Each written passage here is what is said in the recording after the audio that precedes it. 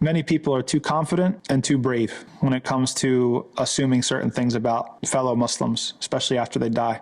Scholar Fulan, Sheikh Fulan passes away, certain scholar, a certain figurehead. And if they weren't part of your group or what you thought was 100% the right movement or the right whatever, or the person had major problems, okay.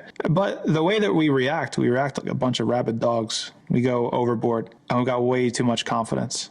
Everybody needs to take a sobering look at themselves, and without kind of going to the opposite extreme. It's not that we're saying that you can't say anything or you can't criticize, or you can't point out flaws, but what's the point? The point should always be constructive. The point should always be because we want to be better. We don't mention people's faults or flaws or mistakes just to drag their face through the mud, or worse, to pat ourselves on the back and make our whatever political program or whatever group that we belong to, oh yeah, we're the real ones, we're the right ones, we're on the truth, we're on the right way. You know how lame that is?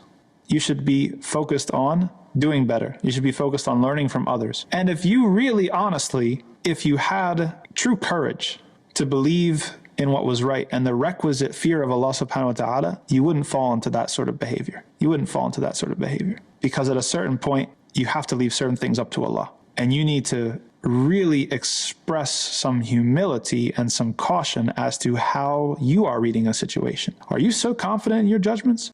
Are you a Sami al-Basir? Are you al-Alim al-Khabir? You might find yourself one day standing in front of Allah subhanahu wa ta'ala, and you're going to be responsible for what you said on Twitter, and you're going to be responsible for the things that you put out there. And you might think that you had it all and knew it all. And then you might find when the time comes that it was actually a very different story. You might be the one that has to pay. And you might be looking up, and maybe somebody above you is the same person that you were cursing, the same person that you were putting on blast.